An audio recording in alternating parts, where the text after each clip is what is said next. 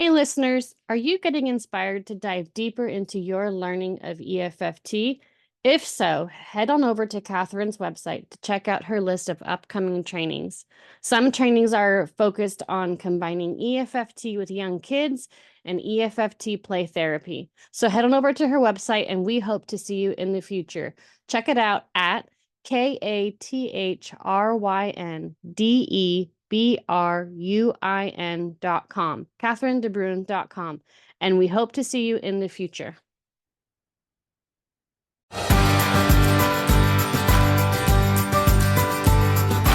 Welcome to the Family Express podcast, where our destination is resilient and connected families. Come aboard with your hosts, marriage and family therapists Catherine DeBruin and Rhonda Evans, to explore the world of emotionally focused family therapy, a model developed by Sue Johnson and colleagues. Together with our guest speakers, our travels will map the EFFT landscape, highlighting lessons learned, shared fears, and the passion and curiosity that bonds our community. Welcome back, listeners. We are together again. Welcome back to the podcast, The Family Express, with Catherine DeBruin and Rhonda Evans. We have a very special guest joining us today, all the way from North Carolina, other side of the coast. We're very happy to welcome Jeremy George, licensed clinician out there in Raleigh, North Carolina. Jeremy has a long history of working with families, and our topic for the day is something he's very passionate about. We're going to talk about fatherhood and being a dad. We're very happy to have you here with us, Jeremy. Thank you so much for being with us. My pleasure and my honor to be here. Thank you for the invite. I'm excited to have this conversation. Awesome. So are we, as when Catherine said that we're going to have you on the podcast and the topic is fatherhood, that is only when it dawned on me, we don't have an episode dedicated to the topic of fatherhood. So Catherine always has a sense of what we need and what we don't have and what we need to make sure to have. So I was really appreciative to Catherine for connecting with you at that training, so we could bring you on and hear your thoughts and have a whole discussion about fatherhood. We certainly don't want to forget about dads. So do us a favor, Jeremy, give us a little introduction to who you are and to your work with families. And let's hear about your history and your experience, and then we'll kind of take it from there. Sounds great. So this going into my stories, it's there's a lot to it. All right. We're give you the abbreviated version. Okay. So I've been working with families, like you said, for 20 plus years. I was a youth pastor before I was a clinician. There was a lot of great things that happened there, but it just wasn't for me. And I needed something different. So I transitioned to becoming more of a clinical person. So I have been married for 25 years. Just this July, actually, we celebrated 25 years this July. Oh, let's pause here and make sure that I get to say happy anniversary. 25 years is a big deal. I remember when my parents celebrated 25 years, we had a big anniversary party in our backyard and they renewed their vows, the whole deal. So it's a big deal to make it to 25. Congratulations to you and your wife. Thank you. It's been amazing. And we celebrated by going to the Mediterranean. So that was extra. Oh, beautiful. Lovely. Nice. Totally cool. It was one of the coolest trips of my life for sure. So we're excited about that. I have 3 beautiful daughters. One is, 20 going on 21. One is 18 going on 19.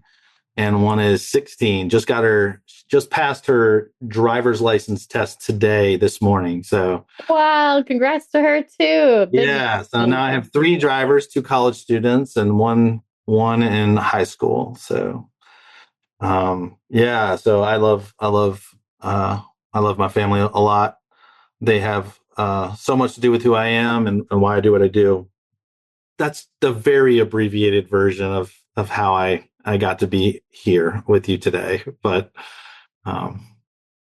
Right. All right. Well, I'm sure all those years of working with families for 20 years in the way that you were, and being a dad yourself for over 20 years, I would imagine you have a lot of wisdom to share with people who are wanting to take in new information. And so just thinking about our audience, is mostly therapists, mostly EFTers, I would say. Um, and of course, we're focused on families here. So give us an idea, Jeremy, about what do you want to make sure that, what wisdom do you want to share with our audience today?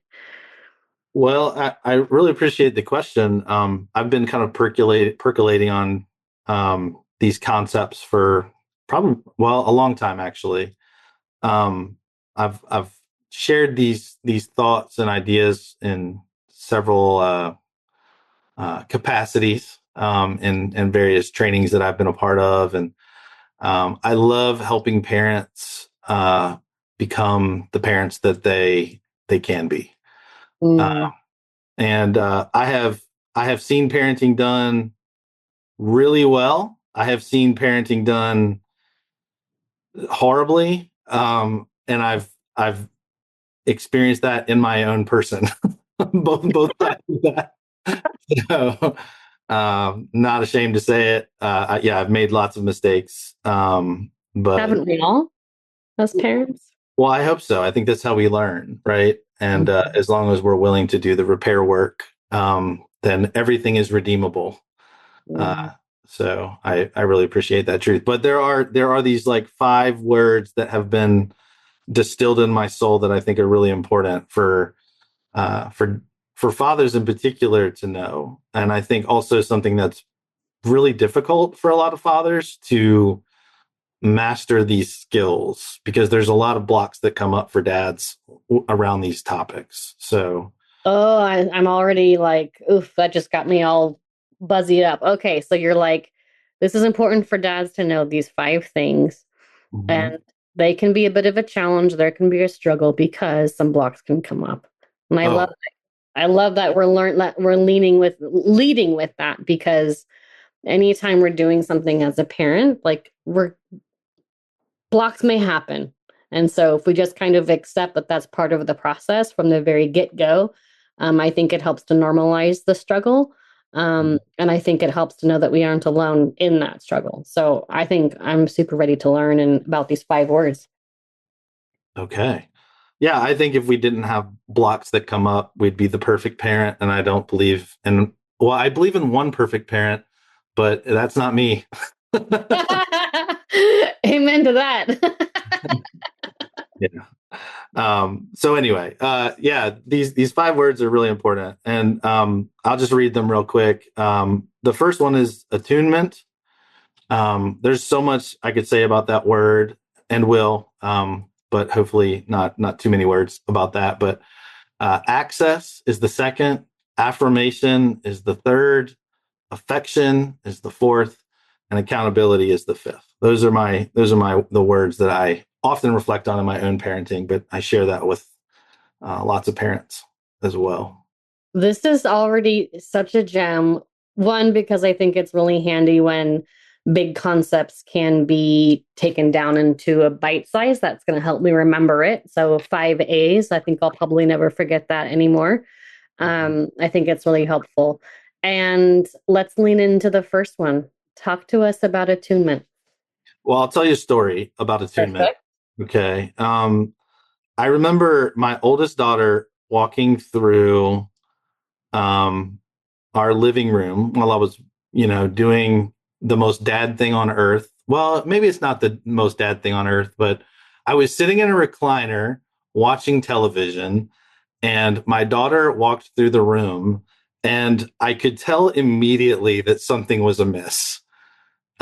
It was her energy, it was her body language, it was the expression on her face, it was the fact that she didn't make eye contact with me when she walked through the room. Mm, I knew she was upset about something, and I know my daughter well enough to know that she has struggled with anxiety much of her life, mm, and it felt like anxious energy, but it also felt like angry energy. And so she sat down eventually across from me, and she had her laptop. and she was typing very uh, aggressively. Okay, you could hear it. Yep. She was typing aggressively. And what was happening was she was working on her college applications. And I was sitting there very contentedly watching TV. And she just kind of burst out and said, "Dad, why aren't you helping me?" Mm. And I looked at her and I had to calm my chest down, because when the I grew up with a mother who loved me very much, but she overperformed. I grew up with two sisters that were, older and younger, so I was the middle kid, right? Very tough situation to be in. But when I sense that women are upset with me, I that's one of my blocks, right? So immediately, having sensed her upsettedness and her anxiety, my chest was already turning. So um, I took a deep breath and I looked at her, and I'll almost never forget what I said, because it felt kind of like a natural response, but it turned out to be a really great response. And it was I. And here's what I said to her. I said, "I am helping you. I'm helping you by not helping you." And um, she looked at me and she was like, "What?" Like, that was not a satisfactory answer to her. Didn't do it for her. Didn't do it for her. It made her more upset. But actually, there was real intent in what I was doing. I believed that she was capable of doing this, but she didn't believe that she was capable of doing this. So what I was trying to teach her is that you don't need me to do this for you. What you actually need, what she wanted, was for me to go over there and sit with her and like help her go through the application. Like step But by step, kind of holding her hand a bit. that's right. And I just knew kind of intuitively that that's the worst thing to do when you have an anxious child, is just rescue them. They don't learn their own capability, because that's the hidden message. If I rescue you in this moment, you don't get to experience your own capability. So I stepped back intentionally and said what I said, which is, "I am helping you by not helping you." And that made her upset initially. But then I kind of turned the TV off and I leaned in and I said exactly what I just said to you. I said, "You are capable of this. I already trust that. And you can do this. I need you to believe that you can do this. So that's why I'm not helping you. I need you to believe that. But for you to believe that and trust that about yourself, you need to do this hard thing." Mm-hmm. Right. So You're going to feel uncomfortable. it was uncomfortable, and For her, yeah. it was really hard for her, sure, because I'm sure for a moment she felt abandoned. Right. But it wasn't abandonment, it was attunement. And I think it highlights this story because, or it highlights attunement, because I was able to discern that the difference between what she felt like she needed and what she actually needed in that moment. And it was based on my understanding of her, right? Mm-hmm. It's not like it was just one isolated moment. I have watched her grow up, and I've come to understand what she needs actually. And in this moment, she needed to experience her own capability. She needed to conquer it. And she needed to be able to say to herself in the mirror, "I did it. Not Dad did it for me, or even Right. did it with me." She needed to be able to do this on her own. So when I talk about attunement, it's this long established understanding of the child that's in front of you, not the child you want them to be, Mm-hmm. but the child that is in front of you, and being able to discern skillfully and with compassion what it is that they actually need. And then the willingness to endure the storm, right? And provide what they need, which is attunement really is emotional responsiveness. So, and it cannot be out of compulsion. It cannot be out of obligation. It cannot be to get out of the conversation. It cannot be to get back to the game. Your child needs to feel that they have all of you in that moment, right? Not forever, but just to provide what they need. And when they no longer need you, they get to watch you go back to your life, and you get to watch them figure out their own capability. So when I think about attunement, that story comes to my mind because it was counterintuitive, because a lot of parents think, That's what I was going to say, do Jared. something right Why now. didn't you do something? Why didn't you turn off the TV and walk her through it step by step? Why didn't you do that, Dad? Exactly. And there's nothing that will, so counterintuitive. yeah, there's nothing that will get a dad to want to do something than the desperate plea of their daughter. Their daughter, help me, help me.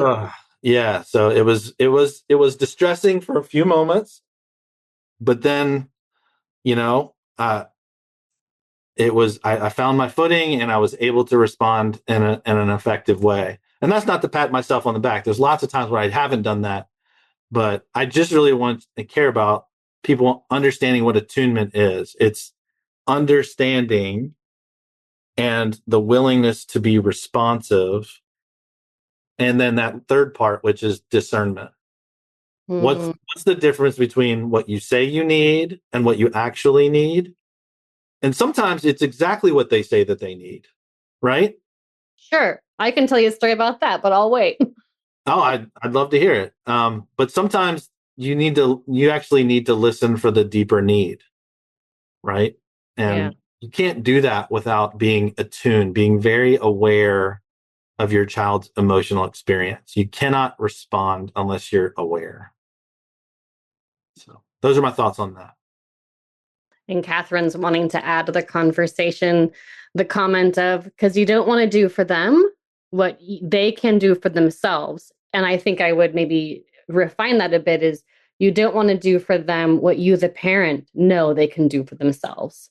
That's Right. right. They may not believe in themselves. Your daughter may not have believed in herself to be able to do that application on your own without you sitting next to her, but you believed she could.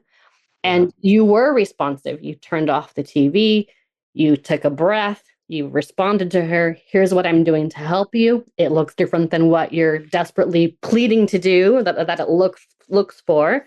And then you gave her, I think, that I believe in you pep talk, right? That like, this is an important moment. I see something in you right here, right now that maybe you don't see in yourself. And I want to help grow that within you. And part of growing that within you is you're uncomfortable in that growing process and in those growing pains. Absolutely. And I was with her, right? I was uncomfortable too. Mm-hmm. I think that's important. Are you willing to be uncomfortable with your child? Absolutely. Absolutely.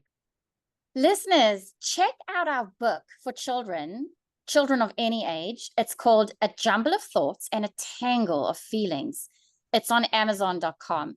If you know a child out there who is having a tough time but unable to put that distress into words, this book is your guide to helping them figure out what is going on. Whether you're an educator, a therapist, or a parent, we really think this will be a helpful guide for you.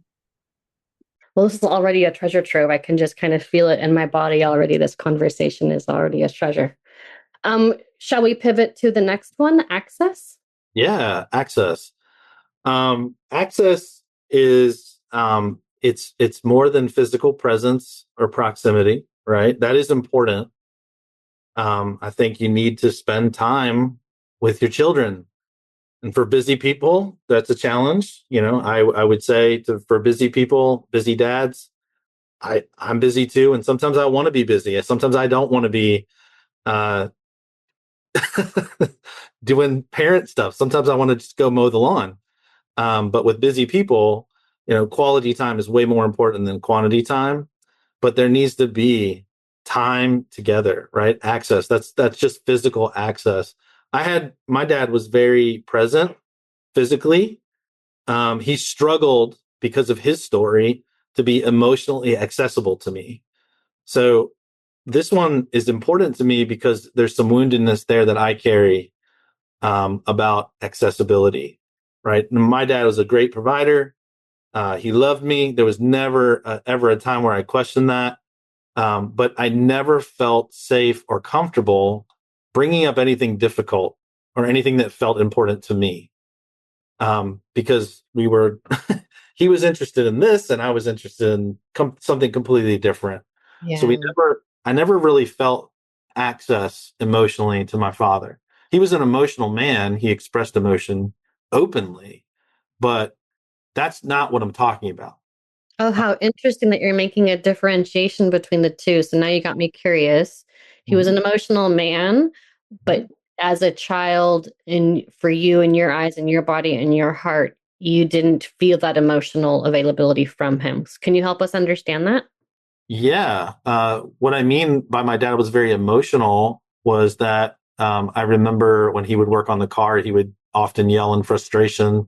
That's probably the stereotypical emotional man picture, frustrated at something or whatever, yelling out in frustration. But one of the most powerful memories for me is whenever my dad watched anything that, like a movie, that had anything to do with any kind of meaningful, substantive topic, he would be weeping. And Mm. um, I I really received that as a gift because I don't have a problem with expressing emotion, right? Mhm. In fact, that's almost a very natural thing for me. I think that was a gift my dad gave to me. The gift Mm. I needed though was the access part where I felt comfortable coming to him, which I didn't, because honestly, there were so many conversations that needed to happen, and he did not come to me.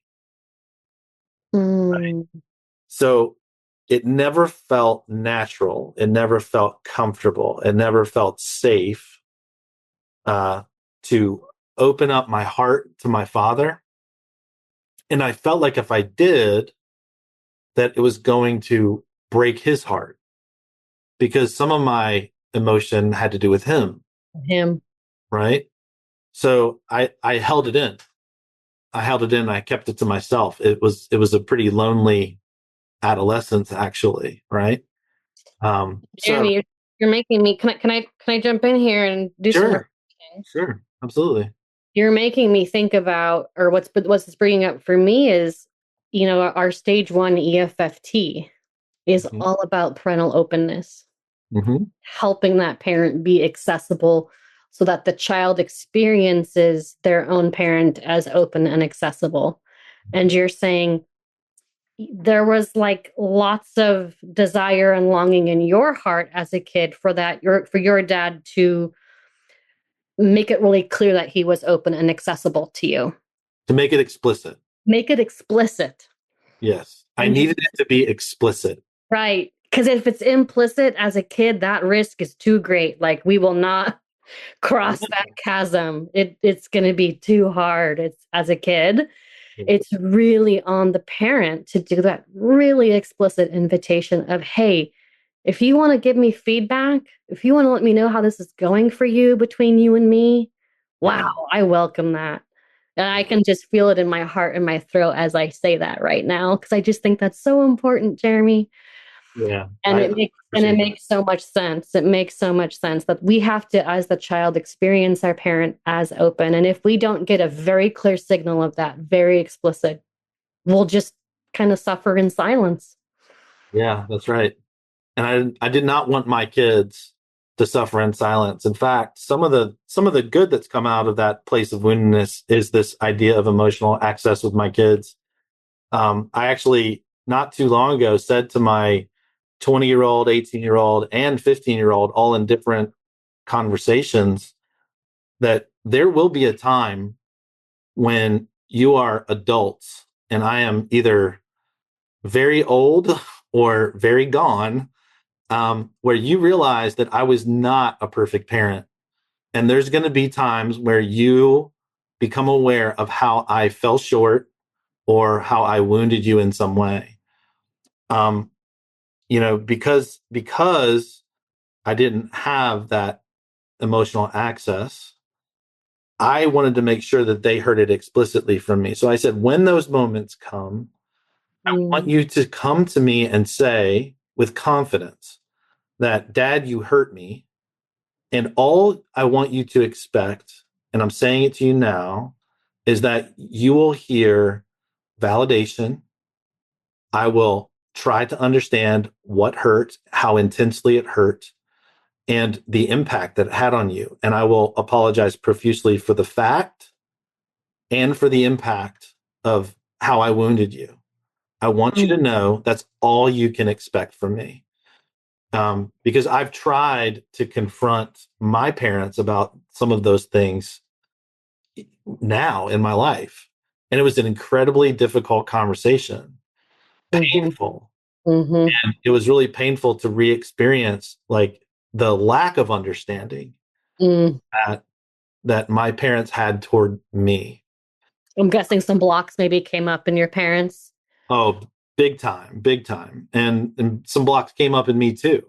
Mm, Right. And it wasn't pretty for a while. We've worked through them since, and my parents were totally willing to receive what I was saying to the degree that they could.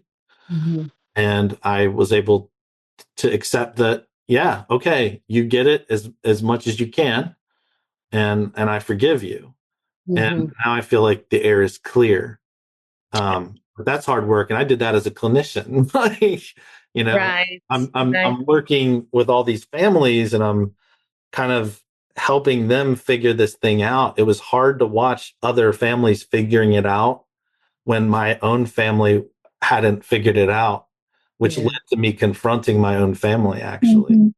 And it was really hard. And, everything that I thought might have happened kind of did. Um, but anyway, I don't want to get away from the talk about access. And it just, these words mean a lot to me.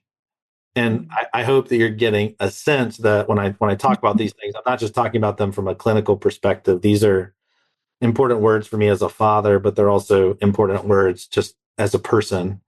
Yeah, these are things that I needed that I got in some ways, and in other ways I didn't get what I needed, and that has an impact. Jeremy, I just want to jump in here and just say thank you so, so much for what you're giving us right now. Because I actually haven't thought about it in that way. And you're bringing your personal experience, that bottom up learning of what you needed and what you didn't get. And now you're making it very explicit and saying, hey, it's great to have parental openness, but like reach to your kids and then teach them how to reach back and give them an idea of what that could look like and open that door. And right, it's not enough to just be accessible, but we need to actually teach them what that looks like to reach out and to put words to something, and that would be an okay conversation to have. So this is very, very valuable, and I really appreciate the personal share here. Oh, absolutely. Yeah, I aim to be vulnerable. So oh, well, it really shows. It really shows, Jeremy, as I think about what you and Catherine are saying, this explicit, clear signal from the parent, the parent being the one to reach out to initiate conversations, hard conversations. And then doing so, then we have the opportunity for stage two work to happen, right? Where the kid gets to reach back. Now, there's a hurt in my heart for you, for the adult you who had to reach to your parent. It sounds like, if I'm understanding correctly, you kind of had to reach to your parent as an adult to say, hey, can we have some conversations? yeah. Um, and I know that what we're trying to do with our family work, our clinical work, is helping that parent become open and accessible, giving the explicit reach to the kid. I'm here. I can hear things from you when you want to talk, when you're ready. So that in stage two, the kid can now be vulnerable with more safety. with more assurance that will help the parent, with the wobble. If the wobble or the block happens, we'll be right there with them. The wobble. I haven't heard it called the wobble. That's hilarious. Because Oh, that is yeah. that It's is what it looks like. That's really good, right? That's funny. Oh, that's funny. I just think, yeah, that axis, it just really makes sense about the stage 1 versus stage 2 work, and what we're really meaning when we talk about stage 1 versus stage 2, who's reaching and when, I think is really important. Because I think we know, back in my experience of family therapy, quick story here is, there was no stage 1 work done for me. I was just brought into a family session, and I was told to start the session with whatever I wanted to. And I got annihilated. I just got annihilated. And it was never talked about again, and still has never actually been talked about what happened. But I put a lot of the responsibility on the clinician, who did no work with my parents beforehand. And that's one of the things that I love about EFFT, and why I'm so believing in it and passionate about it, is because they understand.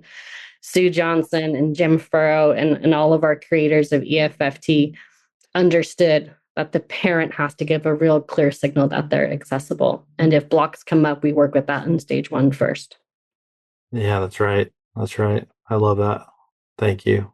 Mm-hmm. All right, Jeremy, let's hear about affirmations. Affirmation is so important. I being a girl dad, this has been something that I told myself I was going to do a really good job at, and in a very particular way. As a youth pastor, I was told and trained to kind of operate from a place of fear. Don't compliment teenage girls on how they look, right? Because they're already dealing with so much body image stuff and appearance kind of stuff, and I saw the wisdom in that, but it always felt like it was a fear thing. And I think yeah, okay, protect the girl and protect you and all that scary stuff. I want to avoid that entirely, because I'm not talking about anything that has to do with a person's appearance, especially the child in front of you. I am talking about affirming who they are. I am talking about being so familiar with them, being such a student of who they are in every kind of moment, in every kind of situation, that you can find the good in who they are and just bring light on it in a really meaningful and specific way, right? Like, I love shining the light on my girl's character. Like when they do something hard, or when they do something that is just lovely. I just want to shine as much light on it as possible, because I want it to grow, right? So there's this caring intent of watering it, bringing light to it. I'm using a botanical analogy here, right? But yeah, I mean, they Wow. are they are flowers, not because they're delicate, but because they are beautiful for who they are. That's gorgeous. That's beautiful, Jeremy. And just to break it down for our listeners, could you give us an example, if you don't mind, of maybe something you said to one of your girls? Oh, sure. Yeah. Well, I'll give you two examples. One of my daughters was a cross country runner, and she was unsure. Like, as a family, we kind of have this family value of modesty. We don't mean, like, you can't, like, not a weird kind of modesty, but like a modesty that has to do with valuing yourself, right? That's what I mean by it. So she came to me, and all the girls on the team were like wearing, like their shorts, but then they wouldn't wear a t-shirt. They would just have like their sports bra on, right? And my daughter was like, "Dad, I want to do this." And as a dad, I'm like, I like, no, like, Let's see your face. yeah, right. Like, I'm very protective of my daughters, and um, you know, it was kind of an uncomfortable conversation because I could tell that she wanted my permission, which she had, but she had my permission to do that, of course, but I needed to make it explicit again, like what was happening in the moment. It felt like an important moment. So what I said to my daughter was, "Look, I love every part of you. I love your mind. I love your heart. I love your soul. And yes, I love your body. It's part of you. I honor and respect you. I can't trust that other people are going to treat every part of you with honor and respect. I can't trust that. So that's my fear for you. My fear is that you're going to be disrespected by someone who doesn't honor you in the way that I do." Right? Um, so she had a really funny response, actually. She went, "Dad, like now I can't do it." Like, because I guess she felt really touched by the response, but it was almost like she felt like, "Oh, you're going to trust me to make the decision. I'm not going to tell you what to do." Right? So she was like, "What do you mean?" Like, she was like, "I wish you would just tell me what to do." And I was like, "No, I won't do it. Like, you're old enough. You can make this decision. And if you make a decision that I don't like, you're never going to hear about it again because you've heard my concern." Right? So she was completely free. Now, what does that have to do with affirmation? It's the part where I say, "I love every part of you." The second part of that story is that she struggled immensely with body image. And she was texting me that she was feeling really insecure about her body. I think she had been trying on some clothes and they weren't fitting quite right. And I don't know why she was texting me about this, but she was. And I just texted back, and she was being hard on herself for not just that, but for some other reasons too. And I don't know why I said this. It was just kind of a knee jerk reaction. I just said, "I love you. I love all of you. I love the broken parts too." So when I say affirmation, like, I'm talking about like way more deep than just physical appearance, way more deep. Like, it's like there's some attunement there too, of course, but it's affirming who they are. I don't really care about, you know, I, their soul is what I love. I love who they are, the essence of who they are. I don't know how to say that better. And that came out kind of clumsy, but I Well, think can I give it a try, Jeremy? Would that be okay? sure, please, please. So I'm thinking about, what it's like as a child, a young person who doesn't know themselves yet and is constantly changing and growing. So, kind of who I am and what defines me and what my values are. Maybe some of that's changing and some of that's more consistent. But your parent is the one who, with attunement and emotional responsiveness, they kind of clock you. Like they kind of know who you are as you grow up and as you develop. And what I love about what you're saying about affirmation is it's beyond appearances, it's beyond traits. You're creative, you're kind, you're thoughtful. It's beyond that. For me, what I think I'm hearing you describe through your story, Jeremy, is when your child is kind of crying out of their fears and their insecurities about themselves, the parent holds that with them and says, "And I love you. I love you, kiddo. We all have these places where we see ourselves in not a great light. That's not how I see you, or I see you with the struggle. I had a struggle too." So I think there is some kind of co-regulating that happens there, some acknowledgement of we all have these places in ourselves. And I love that you can share that with me. And I can't make it go away. I don't have a magic wand. And I love you and I care about you. That's kind of what I'm hearing you describe in your story, Jeremy. I love that. That's the perfect language. Just help to be held, right? my daughters know what it's like to be held, not just physically, but emotionally held. Right. Mm-hmm. And there was some sadness in me now that I'm reflecting on the memory that I can't, I don't even want to change you. Like, I love you right now in this moment entirely. There's completely, Mm-hmm. right?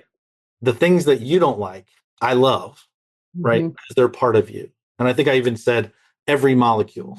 Like, there's the smallest, the smallest part of you that you think is insignificant is completely loved by Mm-hmm. me. That's what I mean by affirmation. Information. Affirming who they are, not what they do. Notice what I'm not saying. Not achievement, Mm-hmm. not appearance. There's some other A words. Didn't realize that. I'll have to write that down for later. But yeah, like none of those things, right? That are external to who they are. Like, it's really about just naming who they are and shining light on it. And yeah, it helps make them whole. What I've noticed in my daughters, as I haven't done this perfectly, but as I've made a regular practice of affirming them in this way, they are really confident. Mm. They're confident. They're not the most confident women on earth, but they are really confident. And one of the things that I'm most excited about is they're really confident about our relationship. Mm. And Isn't that I the best? I wouldn't trade know. that for the world. So They're confident about our relationship as father and daughter. you That is can you can gift. keep riches, you can keep fame, you can keep all that. That's like garbage compared to Yeah. what I have with my girls. So Yeah. I mean that safe haven, secure base and safe haven. Your daughter can go out, try on some clothes, and in the fitting room, she can text her dad, and she mhm, can go and experience this not great feeling thing out in the world, and she can connect with her dad, and her dad can say, "Hey, I love you, every molecule." Right? mhm. And that is just such a gift. What confidence in that relationship. I can reach out to my parent like that, and I can be held and emotionally responded to. Yeah, I appreciate that. Yeah. So Mm, that's fun to talk about. absolutely. Okay, last one. Or there's two more. There's affection and accountability. Let's go with affection. Yeah, I think affection is awesome. And what I mean by this is it's not just physical touch. That's a super important part. I think our children need to be touched by us in in sacred ways, right? I don't know how to say that. Like, um, so yeah, they need to feel that warmth, right? That closeness. They need to know that we're not afraid of them, certainly. Like, I can be in close proximity, I can touch you, but they also need to be able to feel free to touch us in those ways as well. But again, and this might be kind of what I've already talked about, just that verbal, explicit statement that says you are loved, right? You are loved for who you are, and not just for who you are. It's like the specific, meaningful, and specific, right? Like, I love like that my oldest daughter has made an independent decision to leave the church that we go to and to go to her own church. I love that she's made that decision on her own. She was a little conflicted at first, but she's made that decision. It's like, I feel like this is where I need to be. And I'm like, okay, you go. Like, no hesitation. Like, go do that thing. Like that. That's awesome. And my youngest daughter is like the most compassionate girl in the world. Like, My Little Pony. Hmm. Do you know all like the different character traits of the different Oh, characters? there's so many. Don't test me. I'm not going to test you, but for those girl dads out there that might know, my youngest daughter is Fluttershy. She loves animals. She has the biggest heart in the world. She has compassion on everyone, like almost to a fault. Like, there's not enough compassion for her. There's all this compassion for others, and I love that about her. I also need to gently and lovingly correct her that you need to extend some of that compassion to you, right? But she's so willing to extend it to others. And my middle daughter, because she's the middle daughter, I don't know, we're like the same person. It's so strange. We, we laugh at the same stuff, and it is weird and it is stupid. But there is not. I love laughing with her. She makes me laugh. She is hilarious. Um, and she's a hard worker. She just got a promotion at her job. I'm so proud of them. They're doing amazing. So yeah, like affirm who they are, absolutely, and verbally, emotionally express affection. I think Mm. my greatest story about affection comes from there was this movie. It's one of the Marvel movies, Endgame, Mm-hmm. where uh, I think we're beyond spoiler alerts. I think everyone knows that Iron Man dies, but Iron Man had a daughter, and Iron Man said in his goodbye message after he dies to his daughter that he loves her 3000, right? Because that was something that she had said to him. And let me tell you, after watching that movie with my wife and my three daughters there, the thought of saying goodbye to my daughters just wrecked me. So we're driving home and I am weeping the entire way home. I mean, ugly crying, snot running down my face. I'm so sorry. I don't mean to be crass, but I was weeping, and my kids, they were distressed. They were like, Dad, what is wrong? And I remember we got out of our van and I just kind of grabbed all of them. And I said to them, you have no idea how much I love you. You will never, ever know how much I love you. And we all just stood in our driveway, holding each other, crying. Like I'll never forget it. It was one of the best moments of my life. But, obviously that's, I don't know, that's pretty morbid. No, like I think about it all the time.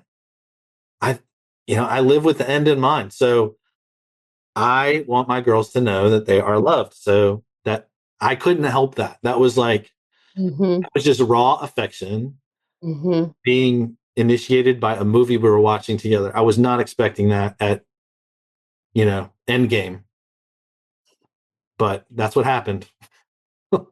Wow, what I love about that is it it grabbed you, right? It touched you and it grabbed you and you just leaned into it. Mhm. And you just, gave an example to your daughters of what emotional accessibility can look like and how it can impact a person. And so it's like Sure. when you lean into that, when you let yourself feel that, this is what you might see, and then it leads you to reach out to the ones that you love and to hold them and to be very explicit about that affection. Because there's other things you could have done. You could have done other things when you were grabbed and gripped by that. And instead, your heart chose to demonstrate affection and give it as opposed to hold it in. Yeah. Yeah. No, I love doing that in that moment as well. It felt awesome. So, but again, without all those other A's, that moment doesn't happen, Mm, right? If I weren't attuned, if I weren't accessible, if I weren't committed to affirming my children, if I didn't weren't committed to showing affection in explicit ways, that moment wouldn't have happened. oh, I love how you just string those together to show how they all build on each other. I love that. That's Yeah, amazing. yeah, they do. So, Okay, last one, accountability. all right, I'll try to keep it short. Yeah, accountability to me is um, it kind of goes back to the capability thing, right? You're old enough, you're wise enough at this stage to be held accountable for the decisions that you make, right? This is I I'm I'm not really one for um doling out consequences. I'm not a big fan of that, to be honest with you, but I am a real big fan of natural consequences and like letting your kid fail, super important. letting them feel the discomfort of that is a great teacher. I think experiential teaching is really the way to go. So I often tell my kids, like, when they're about to make a decision that I just don't agree with and I don't think it's good, look, I don't think this is a good decision. Here's why. Here's my concern for you. Here's what I'm afraid of for you, right? For you. Not about you, but for you. And, I really try to give them autonomy in making decisions. And when they make decisions, there are sometimes natural consequences. Some of the consequences are hurt feelings, right? Like, I have hurt feelings as a dad. And yeah, that hurt. Now, that's not your responsibility, but it hurt, right? And it hurts me really because I love you. That's why it hurts. It doesn't hurt because I need anything from you, because I don't, right? It hurts because I value you. And I'm sad for you because now you're dealing with the natural consequences. But yeah, I really believe in letting children experience natural consequences for their choices, but always being there to help them pick up the pieces when it inevitably goes wrong. And it will. I mean, they don't always get it wrong. I mean, my girls have made lots of great decisions in their lives. And when they do, I shine the light on it. But when it falls apart, I'm just there to help them put it back together, but I won't do it for them. Right. Mm-hmm. So, like, everyone talks about consequences and discipline. I think those words have taken on an ugly meaning. I feel like discipline is one of the most loving words we could use with our children because it means correcting, right? I love you enough to try and correct you, right? And I'm not going to do that with a heavy hand. I'm going to do that with warmth and compassion. When my kids were little, we did have consequences that were imposed by us. It was more appropriate then than it is now. We don't impose any consequences now because they're just too old. But even with the consequences that we imposed when they were little, we made a regular practice of always asking them what they did wrong, why it was wrong, not just what they did, what was wrong. Why was it wrong to do that? And then we would say, we love you, which is why you're getting this consequence. We would hug them, we would hold them, and then we would give the consequence, whatever it was. And then after the consequence was over, we would hold them again, right? We made a regular practice of that. So it's not that they escaped consequences. No, they experienced consequences imposed by us when they were little, but now it's all natural consequences, right? But the thing that stays the same is the open communication and the love that's being explicitly expressed, even in the context of discipline. Like, I don't believe that conflict it's an opportunity for intimacy. Like, that's all it is, right? Unfortunately, it's a missed opportunity for intimacy because we discipline or try to correct in anger, or we try to force accountability. Right. Kind of in like an unhealthy kind of way. No, the best kind of accountability is the kind that comes from a trusting bond, right? Yeah. Going back to the story with my daughter about the sports bra thing. She cared more in that moment about what I thought than what she wanted, right? She wanted to be free and I set her free. But then notice what happened. She was distressed because it was up to her and she didn't want to disappoint me. She wasn't going to disappoint me because I didn't need anything from her. I didn't need her to do it my way. What I needed her to understand is that I love you and I care about all of you. And all these jokers out here, they don't. No one loves you like I do. So I can't trust them, but I do trust you to make the judgment. So yeah, I hope you've gotten a sense, like, all those words are so important to me. And like, it's again, watching people do it really well, watching people do it poorly, doing it really well, doing it poorly myself, learning a lot as a dad. It's revolutionized my life. The more engaged I've been willing to be in this process, it has been revolutionary. So I hope that all you other dads out there that might listen to this will take something away that's valuable. Jeremy, I can't wait to have my husband listen to this. I can't wait. I think it is such a gift. I think one, it's organized. Two, there's a story that comes with it. It's a personal story. There's a personal message. Like Catherine said, there's this bottom up experiential learning that I just think is so valuable. And it truly is wisdom. It really is. Um, and I think you've got some things figured out as a dad. I think you've got some things figured out. Well, I have think you do. lots more things to figure out because they're getting ready to move out. Yeah, Wow. that'll be different lessons. But just thank you so much, and let me give Catherine a chance to say goodbye and give a summary. Yeah, thank you so much, Jeremy. This is true wisdom.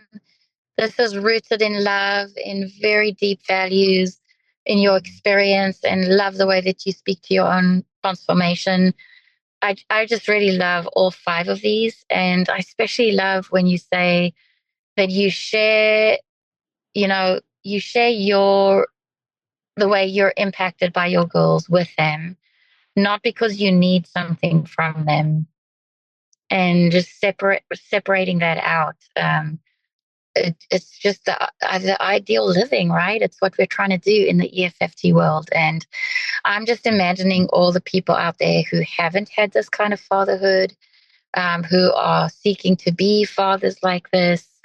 Our listeners, I know, can be very triggering because these are such beautiful gifts and values and experiences and moments that we all long to grow up with.